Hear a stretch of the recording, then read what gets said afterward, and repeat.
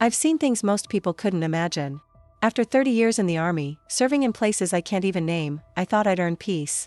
That's why I bought this piece of land in the middle of the New Mexico desert, miles away from the nearest town, surrounded only by sand, wind, and silence. I came here to forget the sounds of war, but that night, the desert spoke again. It was late, maybe past midnight. The air was dry, the kind that cracks your lips when you breathe.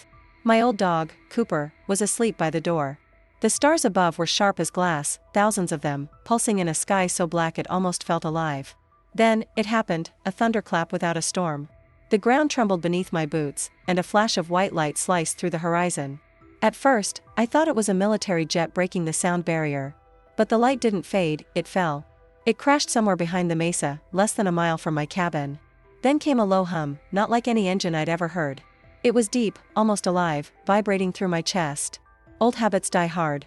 I grabbed my flashlight, my jacket, and the rifle I swore I'd never use again. The desert wind howled as I followed the smoke trail.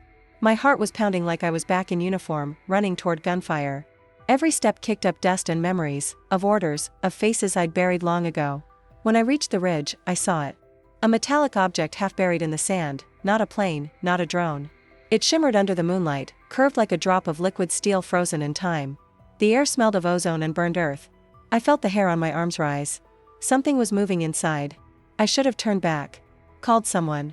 But something stronger than fear pulled me closer. Maybe it was training. Maybe it was instinct. Or maybe it was something else, something divine. The object had a small opening, like a hatch, cracked open from the inside. I knelt beside it, aimed my flashlight through the gap, and my breath caught. Lying there was a figure, thin, trembling, its skin pale and gray, almost translucent under the beam. Its eyes, my God, those eyes. Huge, black, and full of pain. It was breathing fast, shallow, like a wounded soldier. It looked at me. Not with fear, but with a plea. I lowered the rifle. "You're hurt," I whispered, though I didn't expect it to understand. "It's okay. I've got you." It didn't answer. But somehow, I felt words forming inside my mind, "Help, please." My body moved before my brain did. I dragged the being out of the wreck, wrapping it in my jacket. Its body was warm, too warm, and light as a child's. I carried it all the way back to the cabin, fighting the wind and my own disbelief. The stars above seemed brighter, almost watching. Inside, I laid it on the couch. Cooper barked once, then whimpered, backing away. I couldn't blame him, even I could barely stand to look. Its skin shimmered faintly, as if light was flowing beneath it. There was a deep wound near what looked like its shoulder, leaking a silver fluid that smelled faintly of metal and rain. I did what I'd done 100 times in the field. Cleaned it. Dressed it. Stabilized it. I didn't think, I just acted. Every movement was muscle memory, every breath a prayer. When I finished, I sat back, staring at the impossible. This thing, this being, was alive. And I had saved it. It opened its eyes again. For a moment, I thought I saw my reflection, but no. What I saw was deeper. It was as if the creature could see through me, through the years, the pain, the guilt I carried. And for the first time in decades, I felt seen. Truly seen. Then, in my mind, I heard it again, faint but clear. "Thank you." My hands trembled. My training told me to report, to call it in. But my soul whispered something else, not yet. Whatever this was, it wasn't an invasion. It was a meeting. A test, maybe. I looked out the window, the stars were still burning, and for a second, I thought one of them moved. That night, I didn't sleep. I just sat beside him, or it, watching its chest rise and fall, listening to the strange hum that filled the air. The desert was no longer silent. It was alive with something ancient, something holy. And deep down, I knew, my life would never be the same again. The morning after that strange night, the desert looked different. The air was still heavy with the scent of ozone, and a thin mist clung to the ground. I had barely slept. Every time I closed my eyes, I saw that face, those dark, endless eyes staring back at me from the couch. When the sun rose, I finally dared to check if he was still alive. He was. His chest rose and fell slowly, rhythmically, almost like a meditation. The wound on his shoulder still glowed faintly, the silver fluid pulsing with its own light. It wasn't blood, at least not like ours. It looked like liquid mercury mixed with morning dew. I knelt beside him. "You're safe here," I whispered. "I don't know who you are, but you made it through the night. That's something." His eyes opened, and for a second, I felt a vibration in my chest, like a heartbeat that wasn't mine. The words came again, not through sound, but through my mind: "Help, need balance, light fading." Balance. Light. I had no idea what that meant, but I knew the look of someone dying. I'd seen it in soldiers' eyes too many times. The same silent surrender. I went to my small cabinet where I kept leftover medical supplies, old army habits again. Gauze, saline, antibiotics. Nothing designed for whatever species he was, but it was all I had. I sterilized my instruments, washed my hands, and started cleaning the wound again. As I worked, I realized something strange.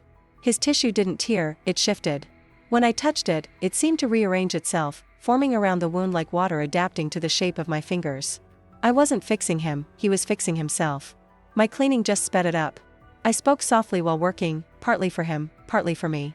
"You remind me of my unit in Fallujah," I murmured. "We were all broken in some way, but somehow we kept each other alive." He blinked slowly, and suddenly an image flashed in my head: men in uniform, sandstorms, the sound of distant gunfire. My memories, but seen through his eyes. He was inside my mind, watching my past as if it were his own. I dropped the gauze and stumbled back. "What are you doing?" I demanded. No answer, only calm. Then came another image: stars, thousands of them, and a blue planet floating among them. Earth. My home. And a voice, gentle, echoing inside my skull: "You protect, you serve. You carry pain of many." I froze. He knew. Everything. "Who are you?" I whispered. He turned his head toward the window, where the morning light was pouring in. For a moment, that same light seemed to bend toward him, drawn to his body like iron to a magnet. His gray skin reflected golden tones, and for the briefest instant, he didn't look alien at all, he looked holy. Then, his breathing quickened. Panic. His wound began to glow brighter, painfully bright. I felt heat on my face. He was burning from the inside. Instinct took over again. I grabbed the saline and injected it, hoping it would cool him down somehow. I didn't even know if his veins worked like ours. "Stay with me," I said. "You're not dying in my living room." The light pulsed faster. Then, all at once, it dimmed. The glow faded back to that soft, silvery rhythm. The air around him cooled, and he went still again, alive, but barely. I sat back on the floor, shaking. My heart was racing. My hands were trembling. I had treated gunshot wounds, amputations, burns, but never something that breathed light. Outside, I heard the wind shifting. A low rumble rolled across the desert, too mechanical to be thunder. I looked out the window and saw distant aircraft lights sweeping across the horizon. The government had to know. Satellites would have seen the crash. I had to decide, call it in, or keep the secret. I looked at him, this fragile being lying on my couch, still breathing softly, like a child who trusted me. And for reasons I couldn't explain, I knew what I had to do. I pulled the blinds, turned off my phone, and whispered, "You're safe here. No one's taking you." He didn't move. But in my head, I heard one last word before I finally let myself rest for a moment: faith. I didn't understand it then. But I would. Soon. When I woke up, the desert was silent again. No wind, no planes, no movement, just that endless golden stillness that comes after something sacred. The being was still there on the couch, his body dimly pulsing, his breathing so faint I had to look twice to be sure he was alive. I brewed coffee out of habit, my hands still shaking. Every sound in the house felt louder than usual: the creak of the wood floor, the hiss of the kettle, even my own heartbeat. I wasn't afraid anymore, just aware. Every instinct told me that I was part of something far greater than myself. Then, as I turned back toward him, his eyes opened again. And this time, I didn't just see him. I felt him. There are no words in any human language to describe what it's like when another consciousness looks straight into your soul. Those eyes weren't black, they were galaxies. Tiny stars swirled within them, and when I stared too long, I felt pulled in. My memories flickered like film reels, moments I had buried deep: the battlefield, the faces of the ones I couldn't save, the sound of the final gunshots before silence. He saw all of it. And yet, there was no judgment. Only compassion. Then it began again, the communication, but clearer this time. Not words, but light, emotion, and sound woven together like a melody. Images filled my mind, endless worlds orbiting distant suns, cities that floated above oceans of crystal, beings of light working together without fear or hate. I was shown peace, the kind humanity had never known. But then, that peace shattered into chaos. I saw war, machines tearing through sky and fire. Worlds dying. Beings screaming in silence. And amid all of it, I saw a familiar figure, one I had seen only in stained glass windows and Sunday sermons. A man of light. Barefoot, radiant, wearing no crown but surrounded by love so powerful it burned. Jesus. He wasn't standing on earth. He was standing among them, those beings from other stars. His hands glowed as he touched them, and they knelt before him not as gods to a god, but as children before their father. The alien, my guest, turned his gaze toward me. The message in my mind was soft but undeniable: he came to us too. Tears filled my eyes. I wanted to speak, to ask how, to ask why us too. But before I could, the visions shifted again. I saw Jesus on earth, the deserts of Galilee, the fishermen, the cross. And then, that same light spreading through the universe like waves from a single point of creation. It wasn't religion he was showing me. It was connection. Faith not as belief, but as truth. When the vision faded, I realized I was crying. The alien blinked slowly, his chest rising and falling in time with my breath, as if our hearts were beating together. "You're telling me," I whispered, "that Jesus didn't just die for us. He died for all of creation." The being didn't nod or speak. But I didn't need him to. I already knew. The air in the room shimmered faintly, like invisible heat waves. I could feel a pulse beneath my feet, a hum that wasn't sound, more like vibration. The desert outside began to glow slightly, as though the sand itself remembered the light. Then, for the first time, the being moved his lips. The words were rough, strained, but unmistakably real. "Love, all." I froze. My coffee cup slipped from my hand and shattered on the floor. "You can speak," I whispered. He shook his head gently, then touched his chest and pointed upward. "Not me. Him." Goosebumps covered my arms. The hum around us faded. His body dimmed again, his strength clearly fading. I covered him with a blanket and whispered, "Rest. Please." He closed his eyes, and for a moment, I thought it was over.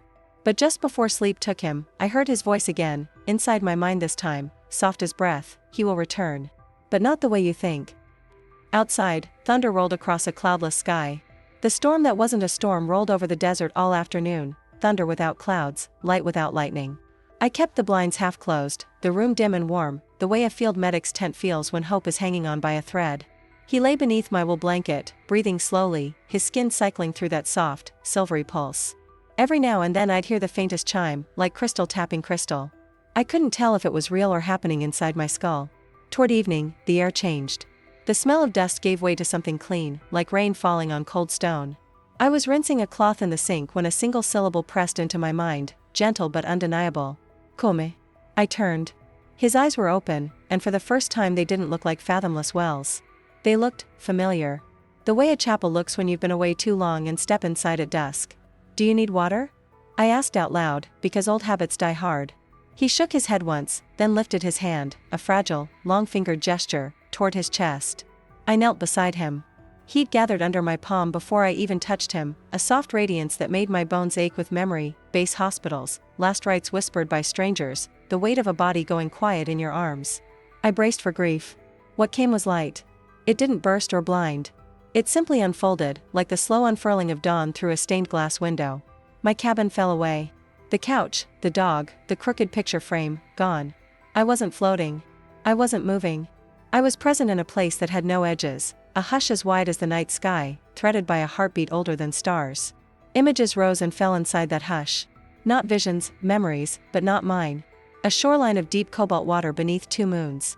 A city of translucent spires, grown like coral and tuned like bells. Hands, some shaped like mine, some not, working together over a wounded child whose blood shone like morning.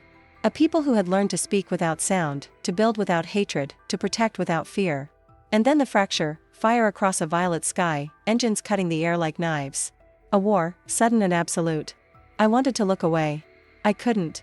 The being's sorrow poured through me, clean, unaccusing, like the ache after forgiveness. Then the scene shifted, and I knew, before I knew, what I was about to see. A hill.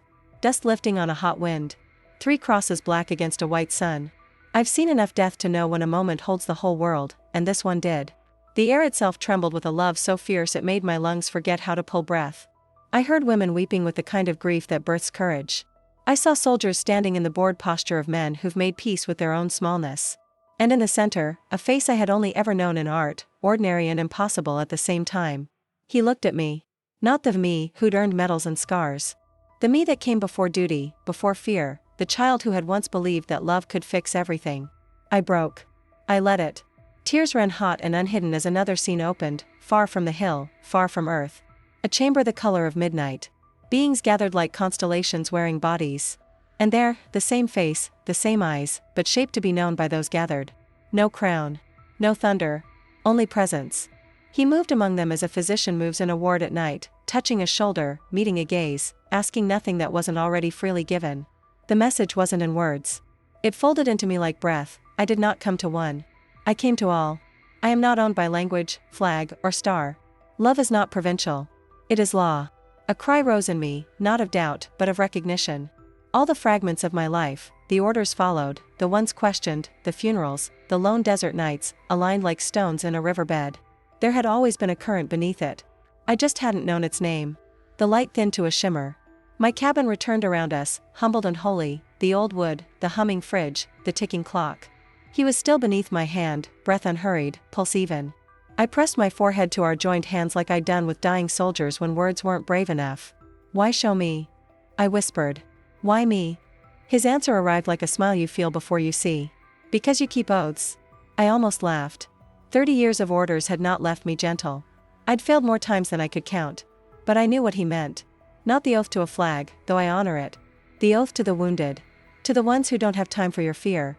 Outside, something passed through the air, not a helicopter, not a jet. The windows hummed, then stilled. He turned his head slightly as if listening to a far shore. They're coming, I said. He didn't deny it. Instead, he lifted a hand toward the ceiling, fingers describing a slow circle. A faint glyph burned there in the plaster, a small ring within a ring, then faded. A door, the impression said. For later. A door to what, I didn't know. But I understood timing. If they were coming, choices were coming with them. His eyes dimmed, not with weakness, but with rest. Before sleep took him, a last filament of thought touched mine, soft as the edge of a psalm. He will not return to conquer. He returns to claim. Claim what? I asked. The answer bloomed like dawn behind my ribs. What is already his? The thunderless storm passed. Night gathered. I sat watch with a steadiness I hadn't felt in years. When the knock finally came, 3 measured raps like a judge calling a room to order, I stood, wiped my face, and opened the door. Everything that followed would test every oath I had ever made. But I wasn't afraid anymore. I had seen the wound at the center of the universe, and I had seen it healed. By dawn, I knew they were coming. You don't serve 3 decades in the army without learning the rhythm of a hunt. The silence was wrong, too perfect, too still. Even the coyotes had gone quiet. A thin line of dust rose in the east, steady and straight, not the kind carried by wind. That was a convoy. Military. Inside my cabin, he still lay on the couch, pale light pulsing beneath his skin like distant lightning. The glyph he'd traced on the ceiling the night before had vanished, but its afterglow still burned in my mind. A door, he'd said. For later. I didn't know what that meant, but I knew this: if the government found him, there wouldn't be a later. I moved fast. My old instincts kicked in: gather essentials, burn anything traceable. I shredded the pages of my field notes, erased my phone logs, and threw the broken pieces of my radio into the fireplace. The army taught me procedure, but survival taught me silence. Then I turned to him. His eyes opened, dark and infinite. They're coming for you, I said quietly. They won't understand. He didn't move. His voice entered my mind, softer than before, like a whisper traveling through water. You already know what they fear. I did. They feared what they couldn't own. And nothing about him could be owned. By the time I stepped outside, the sound of rotors was cutting through the morning sky. 3 black helicopters, low and fast, moving in formation. Dust swirled around my house, the desert screaming under their blades. I squinted through the sandstorm of their landing as 2 armored vehicles pulled up behind them. A man in a gray suit stepped out first. No insignia, no rank patch, the kind of man who doesn't exist on paper. He was flanked by soldiers I didn't recognize, no names, no unit symbols. He walked straight toward me, his expression sharp as a blade. Ma'am, he said, voice calm, too calm. We detected an impact event here last night. Mind explaining what it was? I crossed my arms. Probably a meteor. You should check the ridge. He smiled without warmth. We did. That meteor had titanium fragments, organic residue, and a power source we can't identify. Now, why don't we stop pretending? Behind him, I saw one of his men scanning the cabin with a handheld device. A faint blue light swept across the windows. Inside, the being stirred. The scanner beeped. Sir, one of the soldiers shouted. We've got movement inside. The man's smile widened. So it's true. He nodded to his men. Retrieve it. Before I could react, 2 soldiers moved toward the door. I stepped in front of them. You're not authorized to enter. Ma'am, step aside, the agent said, his tone still polite but colder now. On whose authority? I demanded. This is private property.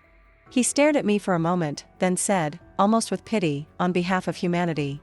He motioned again, but before they could reach the door, a sudden burst of light exploded from inside the cabin, not a weapon, not fire, but pure radiance. It spread outward like a silent wave, washing over the sand, the vehicles, the men. Everyone froze. Through the glare, I saw him, standing now, weak but upright, his form glowing from within. His wound had closed. His gaze passed over the soldiers, not with anger, but with sorrow. One by one, their weapons lowered. The agent stumbled back, shielding his eyes. "What is this?" he shouted. "What the hell is this?" The being looked at me. "Door," his voice said inside my mind. The air shimmered behind him, a vertical slit of light, thin as a blade, widening until it looked like a window into the night sky itself. Stars poured through it. I felt heat, wind, and the pulse of something vast. I wanted to stop him, to ask 1,000 questions. But he only smiled, a human smile, small and full of grace. "Do not fear them," he said. "They fear what they have forgotten."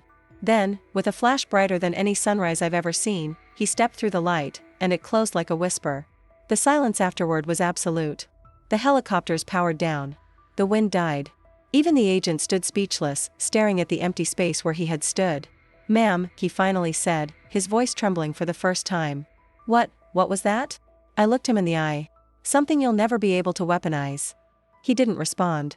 They packed up their gear, left without another word, and by nightfall, there was no trace they'd ever been here. I sat on the porch, the desert quiet again, the stars back in their rightful places. But one of them, a single point of light near the horizon, pulsed softly, just once, before fading. And I knew. He wasn't gone. Not really. He'd left a door open, just not for them. For me. I didn't sleep that night. I sat on the porch with a blanket over my shoulders, boots on the steps, watching the place where the light had closed like a stitched wound in the air. Coyotes sang, then fell quiet, as if even they were listening for a footstep that would never come. The desert felt like the inside of a cathedral after mass, still ringing with what had just happened, too holy to speak above a whisper. They came back at sunrise.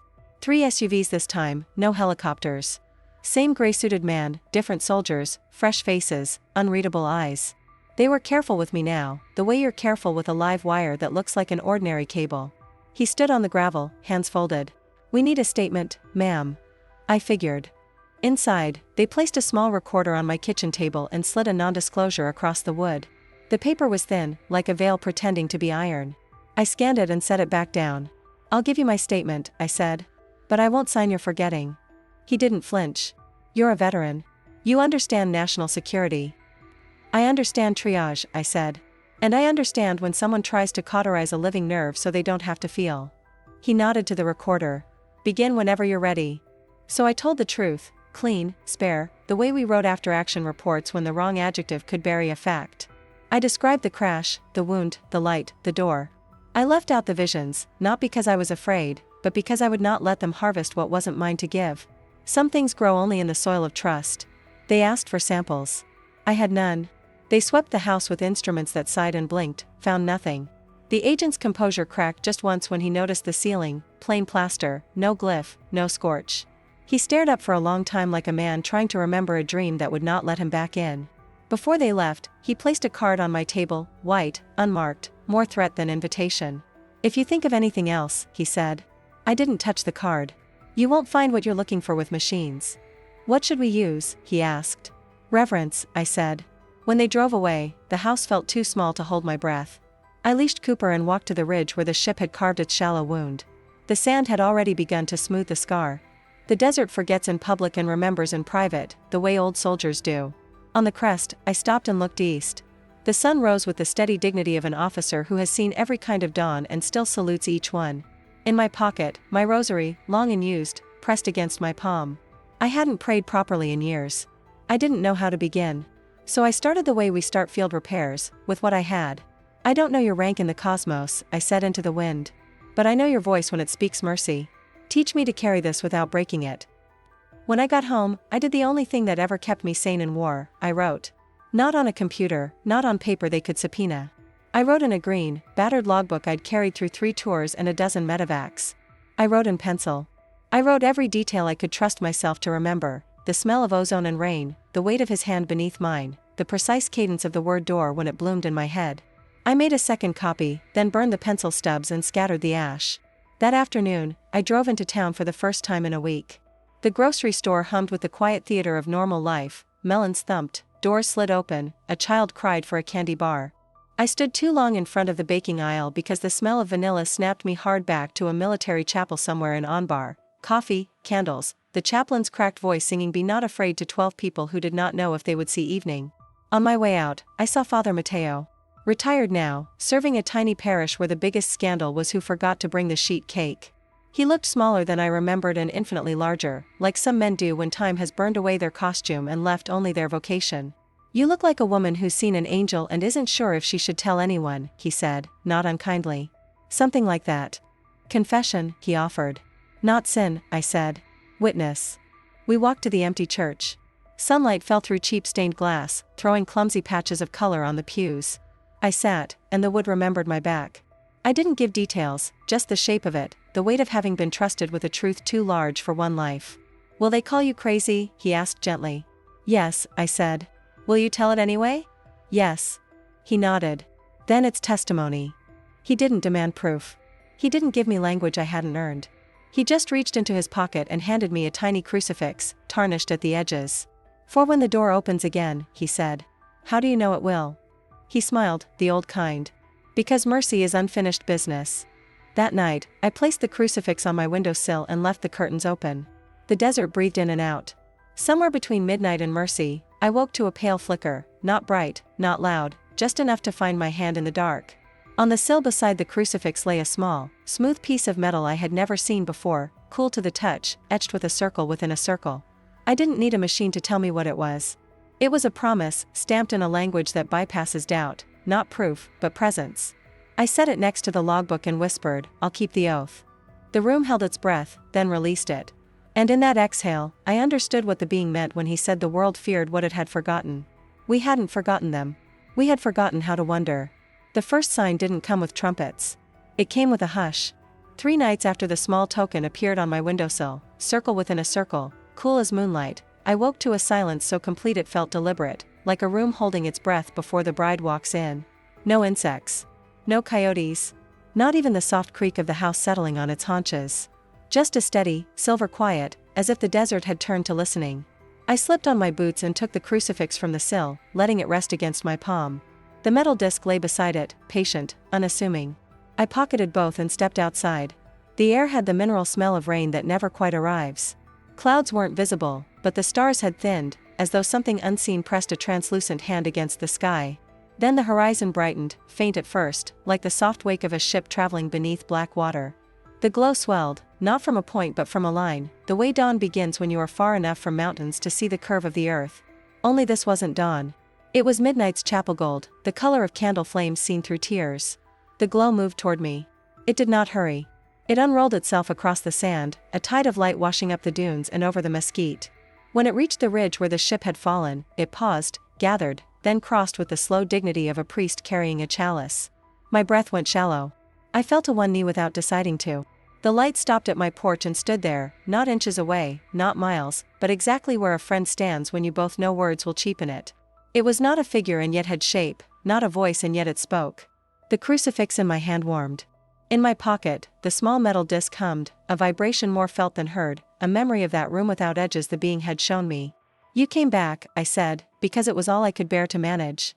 Not a reply, but a response. The glow softened, narrowed, and etched itself onto the packed earth, drawing lines of pale fire. At first, it looked like a compass rose laid by a cartographer who loved the truth too much to lie about north. Then the lines crossed, vertical, then horizontal, simple, humble, unadorned. A cross, yes, but not the kind nailed to a church door. This one looked alive, as if it had been grown from light the way coral grows from salt and thyme.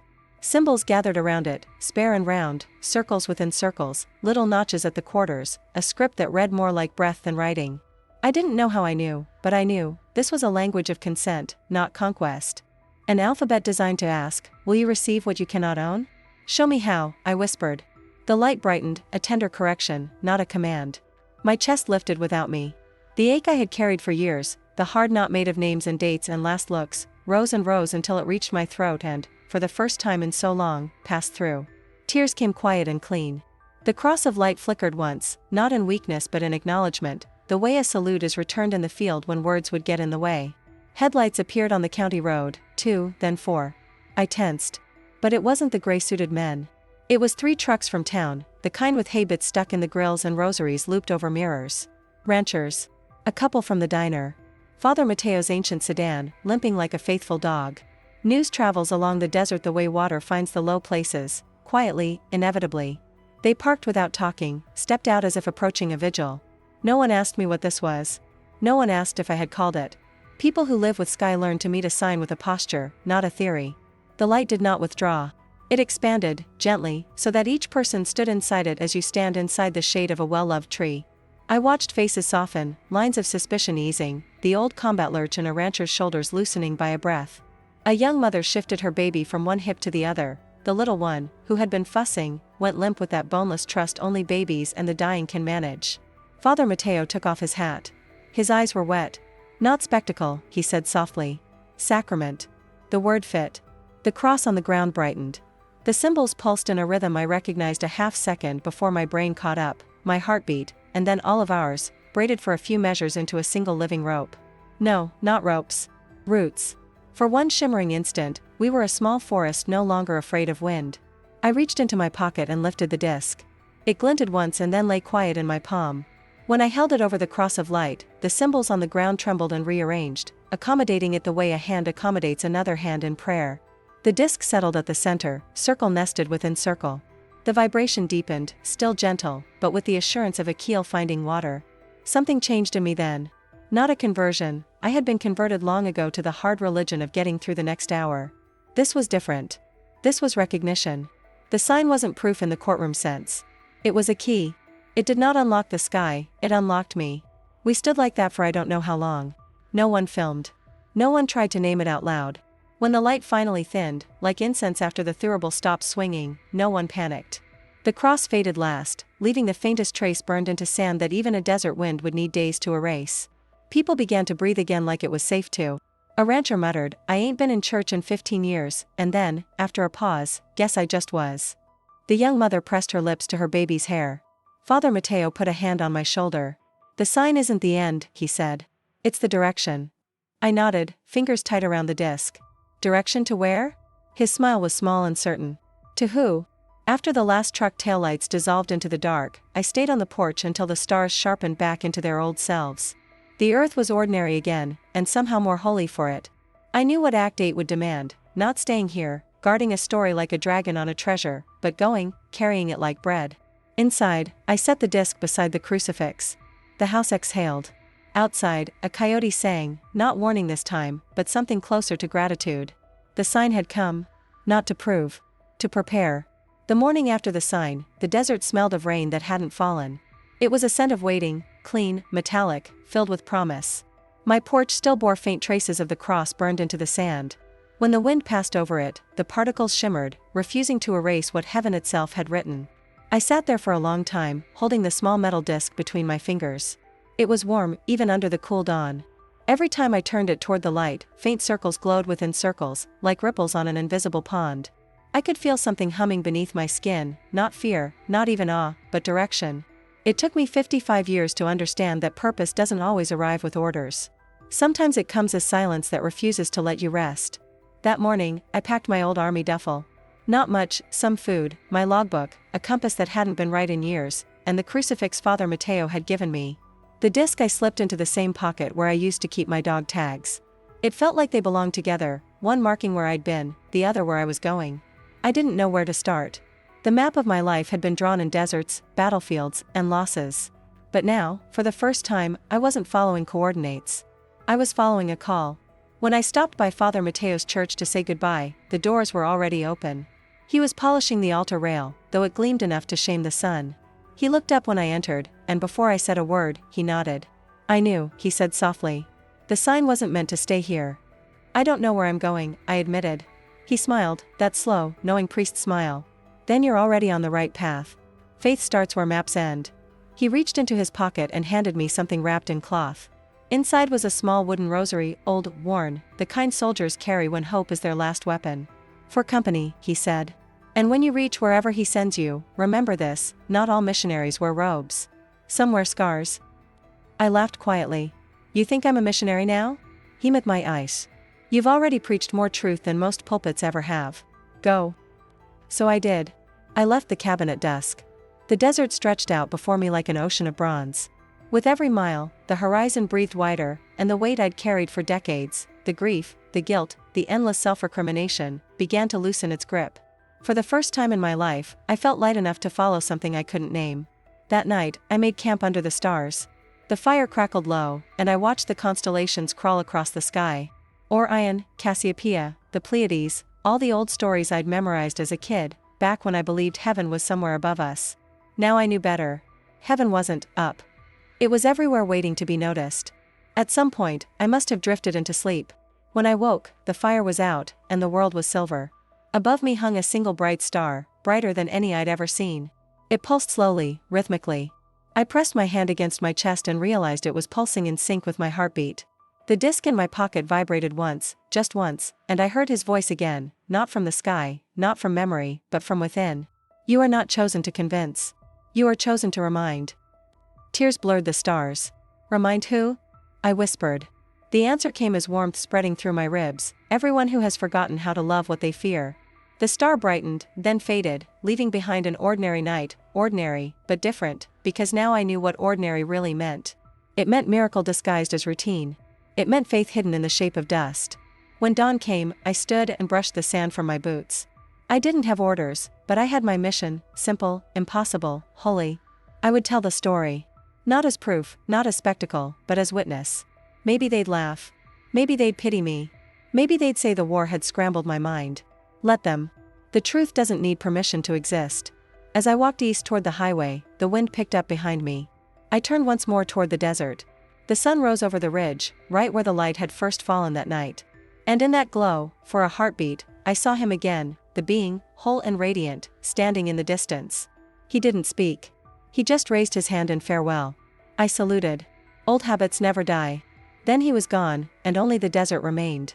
But it didn't feel empty anymore. It felt alive. Because now, I understood what he had meant all along, that faith wasn't waiting for God to return from the stars. Faith was realizing he never left.